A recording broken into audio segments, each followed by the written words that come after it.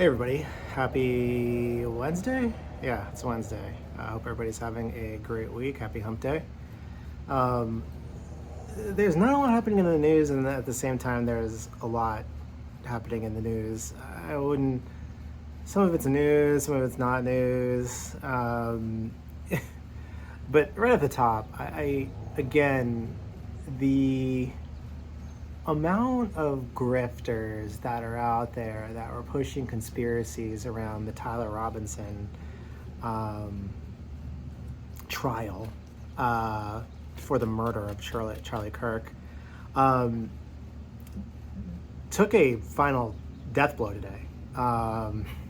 His defense team is seeking life in prison, basically acknowledging that Tyler Robinson is the murderer, albeit still accused right now. But I just don't understand like how much longer people like Candace Owens are gonna try to like suck or draw the blood out of this stone. It's kind of ridiculous. I am also looking forward to the debate with Andrew Wilson that is coming up. I think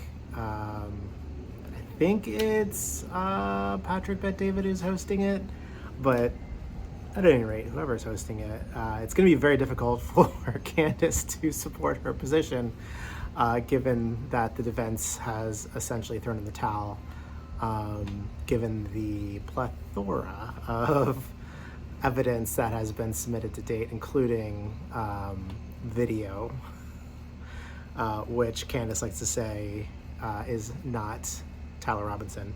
At any rate, that's in the news today. You know, we'll see how that goes. Again, there's not really there's not a whole lot there. There's not a whole lot that's going on there.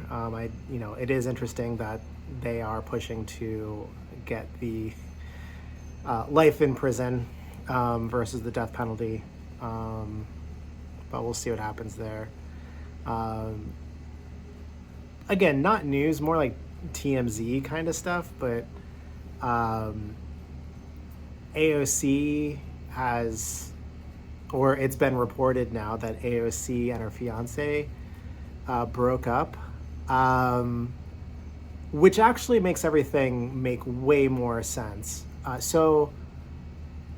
I will say, apparently they broke up 2 years ago, and we're just finding out now, which is kind of mind-blowing for someone who is very online. I'm not talking about myself, I'm talking about AOC. But it does make sense from the standpoint of why she was posting like really weird and personal videos over the last 2 years online. But I think it goes to like this bigger thing, which I was thinking about. I actually posted about this yesterday, which is, while it makes sense as to why she's decided to freeze her eggs, it's also kind of sad at the same time, because the likelihood of her having kids is going away very quickly. Now that she is separated from her fiancé, or officially announced that she's separated from him, although it happened like 2 years ago, apparently, she's got to then find a new guy, and typically that would seem like something that's pretty easy for someone, but I think I would say famous men have a relatively easier time. Famous women generally are bound by the fame and can only choose people that have the same lifestyle as them. It's something weird. I don't want to say that men always have it easier in this case, but men can get engaged and married to absolutely regular women, You see this a lot in celebrity culture. But what you don't see a lot of is famous women getting engaged to and marrying non-famous men. And AOC is super high profile. She's also got a job that requires a lot of time and effort, and a lot of time away. New York isn't that far from DC, but if you're someone who's like dating someone who's constantly gone, like that sucks. Like nobody really wants to do that. So I say all that to get to the point of, like, it's gonna be very difficult for her to find somebody. Who knows? She may find somebody tomorrow. I don't know. But generally speaking, she's in her 30s.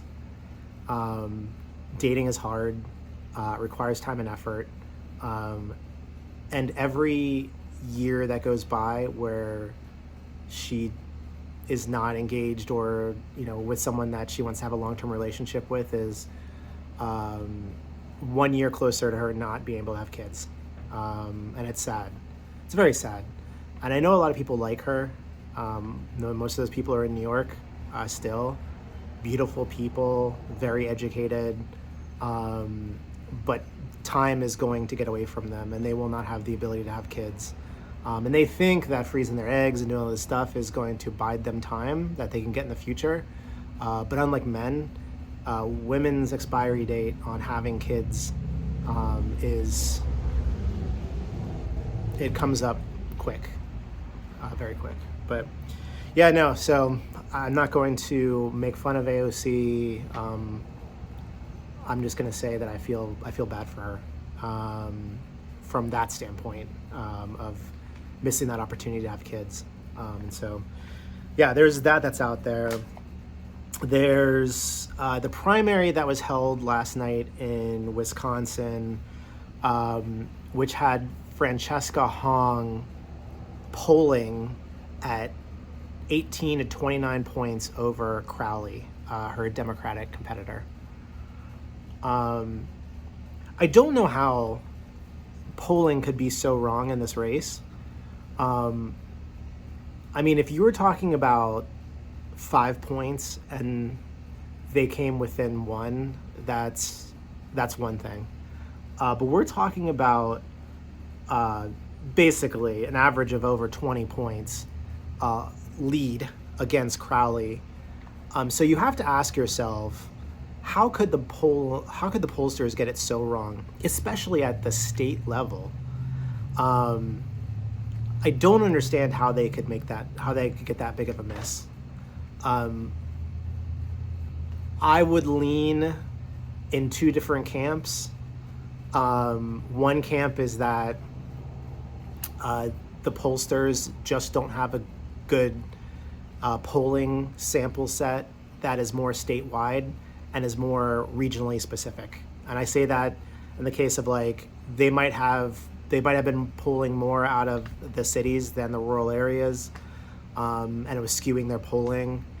But even then, it's a Democrat primary, so like the sample of people would be relatively representative of where the Democratic Party was at the time. And so, people are coming out and saying, oh, the polling was the latest polling wasn't done, sooner. Well, the stuff that she said was out there for a while. And so again, I would lean into two camps. One is the one that I just mentioned, which is maybe they were just polling from the wrong locations. And they weren't getting a full, true sample of the people within Wisconsin. The other is more nefarious, which is, and this could be done, by the way, from either side, from Republicans or Democrats, which is that DSA candidates are being artificially boosted to create a false impression that they're leading in the polls. Now, there would be a solid reason to do this if you were a Republican, for instance, because you could create a narrative that the DSA is basically taking over the Democratic Party, and that the Democrats are becoming more radical. That is very likely. It's possible. Because you see kind of the news coverage. But the other could just be kind of a play from Democrats, essentially to boost these candidates to make them seem unpopular, so that average Democrats remove them from the party. And so I don't know. But the polling miss is so egregious. It's kind of like that last poll that came out in the last election cycle by a pollster who had been around for a while. Like I can't remember what her name was or the company that she worked for, but I remember that poll came out just before the election and was saying, it was in one of the swing states. I don't think it was a swing state. I think it was Iowa. But it was like some ridiculous number that they had Kamala Harris up by. And once the election took place, people were like, where did this poll come from? Even when it came out, people were like, how would you, like, where are you polling? Like, what is this? And the only answer could be she knew that Trump was leading and wanted to create a voter suppression poll, basically the day before the election, to reduce turnout. Again, I'm not going to lean into any one particular idea. I'm just going to sit here like everybody else and question as to how so many polls, literally all of the polls, had Hong up over 18 points, upwards of 29 points in this particular race. That was a statewide race. It's too egregious to, I would say, to have something non-nefarious have taken place. Other people are leaning in and saying that fraud was committed by the Democrats to essentially steal the election, which would require voter fraud and some other things. I'm not going to lean into that, especially given how much the current Trump administration is looking into elections and election integrity. So I'm not going to lean into that camp, but something is off there. There was the announcement today from the DOJ regarding the Chinese marriage fraud ring, or marriage fraud scheme, which was a ring of people. I would say at this point that the Trump administration is going to go gangbusters on marriage fraud. They're also going to go ham on anchor babies, and rightfully so. It's kind of crazy that the Supreme Court didn't define what a citizen is, or what a non-citizen is, right? It's been pretty known that if you're here as a diplomat, you can't, and you have a kid in the U.S., that kid cannot be a U.S. citizen. You own your allegiance to a foreign country. But people coming here illegally that maintain citizenship of their home country are still under the jurisdiction of that country, and have the allegiance to that country. And so, it's weird that we didn't get that definition. And so it makes sense as to why the Trump administration is making the moves now, both on the marriage fraud side and on the birth tourism side. It is kind of crazy that we're one of the few countries in the world where you can come here illegally or legally. It doesn't matter, but as long as you set foot on the U.S. and you pop out a baby, that baby is now a U.S. citizen, even though you are not a U.S. citizen, or even a green card holder, or you have any kind of status whatsoever other than non-citizen, illegal. But yeah, no, that is just interesting. If you're running any of these programs illegally, your time is ticking. Your number's going to get pulled They are throwing in all resources at this problem. The last one is just one that, I just take some glee in at the current moment. And again, I will caveat this by saying, I don't know what the market's going to do. Do your own research. I'm not making any recommendations on stocks to buy or ways to invest or whatever. I'm not a broker. I'm just a guy giving an opinion on the internet. But I happen to invest in CoreWeave. I happen to invest in SpaceX. I've mentioned SpaceX before. CoreWeave, like Nebius and some of these other data center companies, are producing a significant amount of revenue. And there's a lot of fake news out there regarding how people feel about data centers, which, by the way, is manufactured. Data centers, especially in Northern Virginia, have been around for decades, and nobody has said literally anything.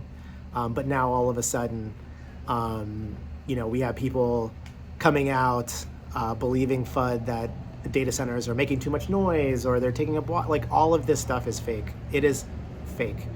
And you're welcome to comment in the section below about how they affect water when they use the same water in the system. The water isn't cycled out. The electricity rates, how there's this idea that electricity rates are going up more in places with data centers than not. You will find that energy rates have increased in other areas far faster than they've increased in Northern Virginia. This has more to do with the supply and demand problem that we have, generally speaking, because the U.S. is behind on manufacturing nuclear power plants or just energy plants in general. So you can, by the way, see this in China. China's just,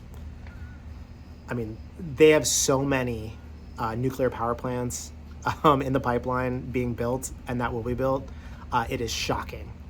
At the same time, they're also increasing their data center push. And by the way, who is the one that stands to gain by the U.S. Falling behind in the AI race and data center builds? It's China. But at any rate, CoreWeave had a blowout earnings call yesterday. But interestingly enough, there was a decent amount of short interest on the stock, which is 17 to 20% of the float of that stock was shorted. So after the earnings call, you had a number of people buying. The same thing for Nebius today, by the way. And so you had all this upward pressure on the stock. And then on top of it, you had a bunch of people that were short, which then had to close those positions and created this momentum, and the stock is up significantly today. If you own CoreWeave, congratulations. If you own Nebius, congratulations. The other one is SpaceX. Now, SpaceX had a significant amount of short interest. At its peak, it was sitting around 34% of the float was shorted. Then you had the lockups happen, so more shares were available, which lowered the amount of short interest on the stock. So, it was sitting around 11% of the float as of recent numbers. But with the people that were coming in, are getting their, or exiting lockups, have the ability to sell, people weren't selling. In fact, you had countries, I think it was Norway. I think it was Norway that their sovereign wealth fund bought like $1.2 billion of SpaceX to add to their sovereign wealth fund, or sovereign investment fund, or whatever it is there. Yeah, that creates upward pressure on the stock. And so you had more buying than selling, and you had a decent amount short.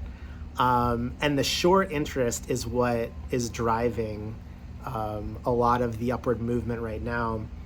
As I record this, just before market close, it is 3:57, 3:58. The stock was sitting at $148 a share, which is up over its initial public offering of $135. I'm not going to say that tomorrow the stock won't be down 10% or 20%. I'm not going to say that it'll be up 10% tomorrow or 1% tomorrow. But what I am saying is that all of these people that sat there and said, oh, I'm going to wait until it goes to $80 because the stock is going to go down. Like, it's going to go down. Meet Kevin. I made a video about him yesterday, essentially saying that he owns SpaceX stock, having to preface it in all his videos, saying all this negative FUD about SpaceX stock. Personally, I think that he had a short position and was trying to create negative pressure on the stock to drive the price down to $80 so he could make a fortune off of shorting the stock. That's just my personal opinion. But other people are out there doing the same thing. Most of the people that are going on Bloomberg and Bloomberg and Fox Business and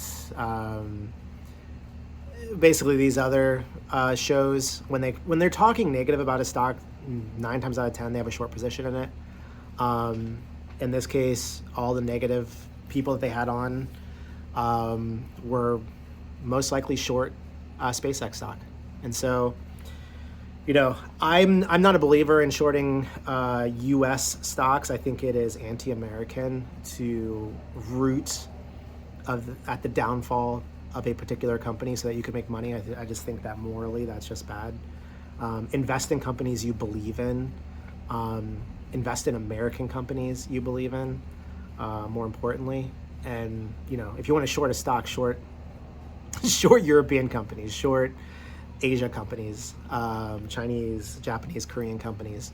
But don't be a U.S. citizen and short U.S. companies because you want to make money by driving the stock price down, which also, by the way, screws a whole bunch of other people that invest in that stock.